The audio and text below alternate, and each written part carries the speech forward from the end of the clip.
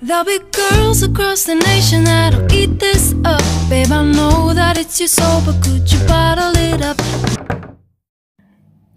Bismillahirrahmanirrahim. Assalamualaikum warahmatullahi wabarakatuh. Jumpa lagi bersama saya Eka Apriliani. Sebelum melaksanakan kegiatan pembelajaran pada kali ini, marilah kita berdoa menurut agama dan kepercayaan masing-masing. Berdoa dimulai. Selesai. Pada kesempatan kali ini kita akan belajar materi matematika wajib kelas 12 semester 1, yaitu tentang analisis bangun ruang atau disebut juga dimensi 3. Sebelum masuk ke pembahasan, kita bahas dulu apa itu titik. Ini titik ya.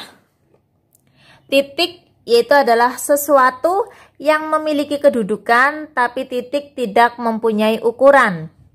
Nah, titik ini biasanya dilukiskan dengan noktah dan ditulis dengan huruf kapital. Jadi ini titik, boleh kita kasih nama titik A, titik B, dan lain sebagainya. Kemudian ini ada garis. Garis itu sendiri yaitu adalah suatu himpunan titik-titik yang anggotanya terdiri dari lebih satu buah titik. Nah, garis itu mempunyai panjang yang tak terhingga. Jadi ini boleh diperpanjang. Panjangnya tak terhingga. Nah, ada garis, kemudian ada ruas garis.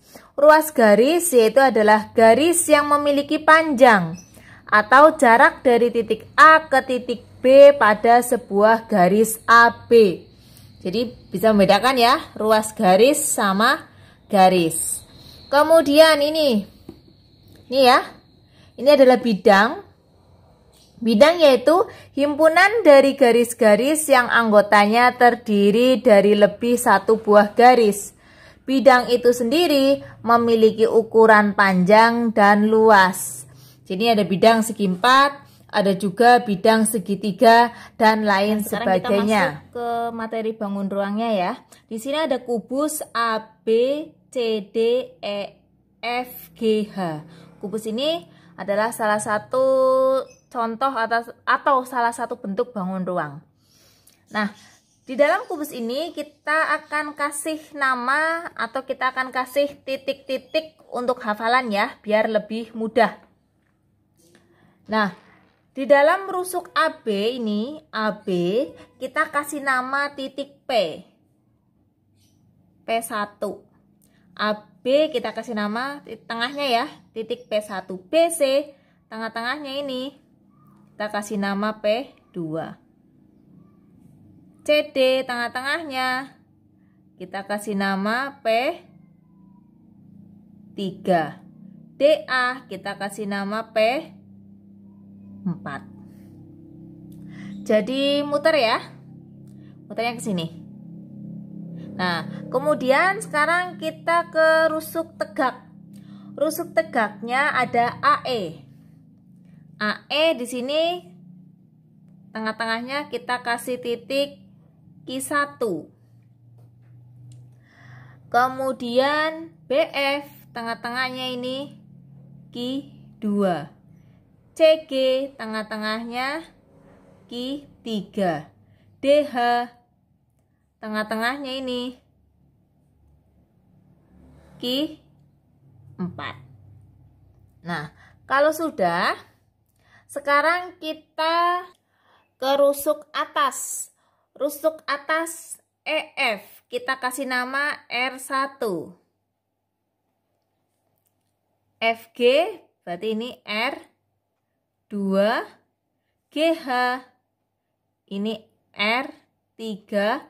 HE, ini R4. Nah, rusuk alas, rusuk tegak, rusuk atas sudah. Sekarang pusat bidang. Pusat bidang ABCD ini tengah-tengahnya. Kita ganti spidol ya, biar lebih paham. ABCD ini tengah-tengahnya. Kita kasih nama S1. S2-nya adalah ini. ABFE.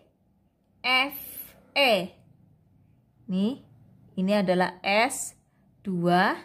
kemudian BC, GF di sini adalah S3.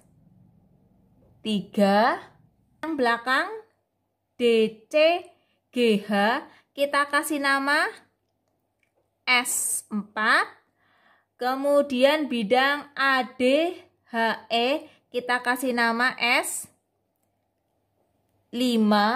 Setelah itu masih ada satu lagi yaitu bidang atas, yaitu bidang EFGH. Ini tengah-tengahnya kita kasih nama S6. Nah, di sini sudah ada keterangannya P, yaitu ada tengah-tengah rusuk alas, muter. Kemudian Q, tengah-tengah rusuk tegak, ini juga muter. R, tengah-tengah rusuk atas, muter ya. Kemudian S, yaitu adalah pusat bidang, ini juga muter, dimulai dari alas. Kemudian bidang tegaknya, yang terakhir baru bidang atas. Nah, di sini sisi atau rusuknya kita misalkan sebagai A cm, maka diagonal bidang sisi itu adalah A akar 2. Diagonal bidang sisi contohnya ini AC, BD gitu ya. Kemudian ada AH, DE dan lain sebagainya. Kemudian ada diagonal ruang. Diagonal ruang maka A akar 3. Diagonal ruang contohnya adalah AG. Kemudian CE. Kemudian DF dan lain sebagainya. Ini harus dipahami diagonal bidang, diagonal ruang. Nah, perlu saya tekankan di sini nanti ada tegak lurus. Dikatakan tegak lurus jika bidang tegak dengan salah satu rusuk alas atau atas. Jadi nanti dikatakan tegak lurus yaitu jika bidang tegak dengan salah satu rusuk alas atau atas. Dengan salah satu aja ya. Di dalam analisis bangun ruang kita akan membahas jarak titik ke titik. Nah, ini biasanya kita mencari sisi miring. Contoh yang pertama yaitu jarak titik A ke P2 nih ya. Ini ada titik A ke P2 nih ya. A ke P2 ini dihubungkan. Nah, ini sama halnya dengan mencari sisi miring. Berarti kan ada titik A, di sini titik A, titik B, di sininya adalah P2. Nah, di soal diketahui bahwa AB itu adalah rusuk. Rusuknya adalah apa ini? A ya. Rusuknya A. Nah, BP, kalau BC adalah A, berarti BP adalah setengah A. Yang kita tanyakan yaitu adalah A ke P2. Berarti ini sisi miringnya ya. Nah, ini kan siku-siku di B. Nah, ingat teorema Pitagoras. Berarti AP2 sama dengan akar dari ini A kuadrat ditambah setengah A kuadrat. Ya, sama dengan A kuadrat kan tetap A kuadrat. Nah, kita lihat lawannya. Setengah A kuadrat, setengah dikuadratkan kan seperempat ya. Nah, ini langsung aja kita samakan penyebut. Berarti menjadi 4/4 A kuadrat ditambah setengah kuadrat itu adalah seperempat A-nya kuadrat. Berarti sama dengan akar 4 tambah 1, 5/4 A kuadrat. Ini penyebutnya 4. Kalau di akar berarti menjadi setengah. A kuadrat itu A. Nah, ini akar 5-nya nggak bisa diakar. Maka tetap ditulis akar 5, A kuadratnya diakar. Hasilnya A. Nih. Yang kedua yaitu jarak P1 ke P2. Nih. P1 ke P2. Berarti sini ada P1. Di sini P2. Siku-sikunya di B. Ini siku-siku di sini ya. P1 ke B. Ini kalau A ke B kan A. Berarti P1 ke B setengah A. Begitupun dengan B ke P2, ini juga setengah A. Nah, yang ditanyakan P1 ke P2. Berapa? Ingat, perhatikan ini. Alas dan tingginya sama. Ketika kita mencari sisi miring, maka tinggal dikasih akar 2. Berarti setengah A akar 2. Atau mau ditulis seperti ini boleh, setengah akar 2A. Nah, yang ketiga, jarak A ke S6. A ke S6. Mana S6? Ini ya. Jarak A ke S6. Ini berarti tegak lurus di titik E ya. Nah, ingat tadi, tegak lurus yaitu jika bidang tegak dengan salah satu rusuk alas atau atas. Ini bidang tegak. Nah, ini bidang tegak ya. Dengan salah satu rusuk alas atau atas nih. Jadi ini boleh ke EH itu juga tegak lurus. Ke AEH tegak lurus. AES6 juga lurus. AE ke R1 itu juga tegak lurus. Jadi salah satunya bidang tegak.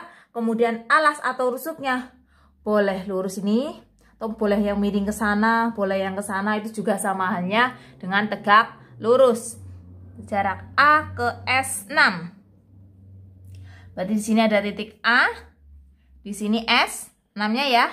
Sini tegak lurusnya di E. Siku-siku. Gitu ya. Nah, AE itu berarti adalah A, ES6. Ingat tadi kalau E ke G itu berarti berapa? Setengah, maaf, A akar 2. Berarti ini setengahnya. Berarti berapa?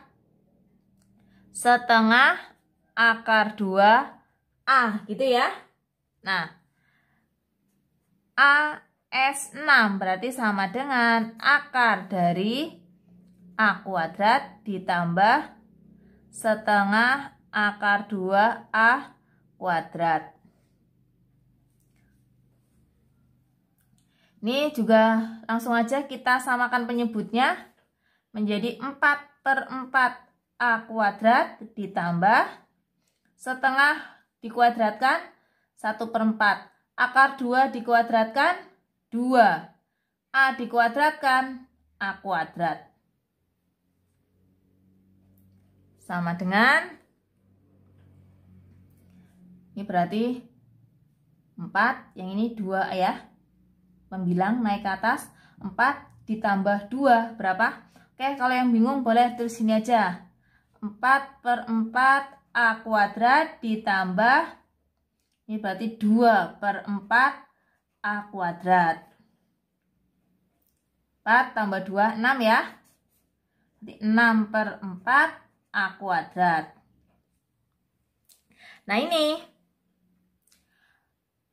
4 penyebut di akar, berarti setengah. Akar 6 tetap, akar 6. A kuadrat di akar, A. Nah, seperti itu. Makanya ini tadi di sini tidak saya sederhanakan, karena ketika disederhanakan kan jadi per 2. Nanti tinggal dikalikan lagi dengan sekawan. Jadi kita kerja 2 kali. Oke, gitu ya. Sekarang soal nomor 4, jarak P1 ke S3. Oke, ini gambarnya. Saya taruh di sampingnya biar lebih jelas. P1 ke S3, ini tegak lurus apa tidak?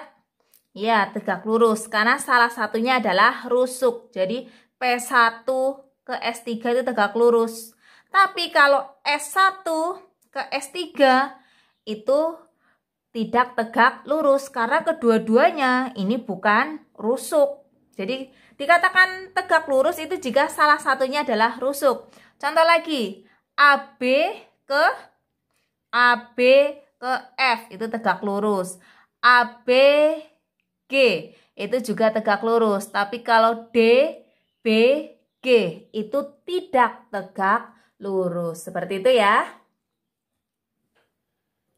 Oke, berarti yang ini adalah P1-nya. Ini S3-nya. Berarti siku-siku di B ya. Siku-sikunya di B. P1 ke B berarti adalah setengah A. B ke S3. Kalau B ke G adalah A akar 2. Berarti ini setengahnya. Berarti setengah A akar 2. Atau mau ditulis setengah akar 2A juga boleh. Berarti P1 S3 sama dengan akar dari setengah A dikuadratkan ditambah setengah A akar 2 dikuadratkan. Sama dengan setengah dikuadratkan 1/4. A dikuadratkan berarti A kuadrat ditambah nih 1/4 A kuadrat kali 2 sama dengan 1/4 A kuadrat ditambah ini 2 naik ke atas ya. Jadi naik ke atas 2/4 A kuadrat akar 3/4 A kuadrat. Jadi sama dengan penyebutnya 4. Kita akar. Berarti jadi setengah. Akar 3-nya tidak bisa. Maka tulis ulang. A kuadrat di akar A. Hasilnya setengah akar 3A. Nah, sekarang kita lanjut ke soal yang kelima. B ke R4. Ini B ke R4. Ini juga tegak lurus ya. Nah, ini jalurnya adalah BF R4. Berarti di sini ada B. Ini F, ini R4. BF R4. Jarak titik B ke R4. Siku-sikunya di F. BF adalah A. F ke R4 adalah berapa? Setengah akar 5A. Nah, ini dapat dari mana? Setengah akar 5A. Karena ini sama halnya dengan jarak A ke P2. A ke P2 kan setengah akar 5A. A ke P2 sama halnya dengan F ke R4. Gitu ya. Nah, ini saya kerjakan di sini aja. B R4. Berarti akar dari A kuadrat ditambah setengah akar 5A dikuadratkan.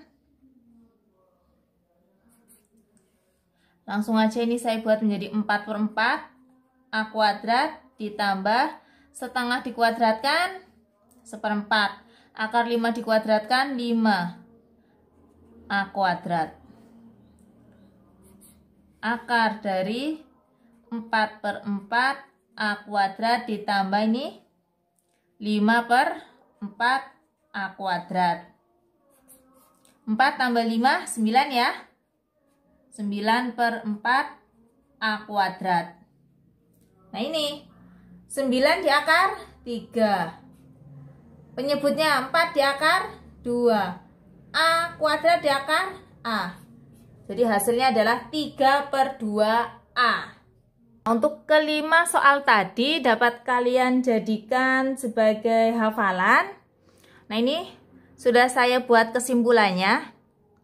Jadi AP2 itu hasilnya adalah setengah akar 5A, yaitu adalah titik sudut ke titik tengah rusuk seberang dalam satu bidang. Kemudian P1 P2 itu sama dengan hasilnya setengah akar 2A, yaitu adalah titik tengah rusuk ke titik tengah rusuk berdekatan dalam satu bidang. Kemudian AS6 yaitu hasilnya setengah akar 6A, yaitu titik sudut ke pusat bidang seberang sisi. P1S3 sama dengan setengah akar 3A, yaitu titik tengah rusuk ke pusat bidang sisi sebelah. Kemudian ada BR4 sama dengan 3/2A, yaitu titik sudut ke tengah rusuk seberang yang jauh atau diagonal. Nah, untuk yang ini ketiga ini adalah beda bidang. Jadi itu nanti dapat kalian gunakan sebagai pemahaman, sebagai hafalan untuk mempermudah nanti ketika menghadapi soal-soal yang lain. Sekian video dari saya, kurang lebihnya saya mohon maaf. Wassalamualaikum warahmatullahi wabarakatuh.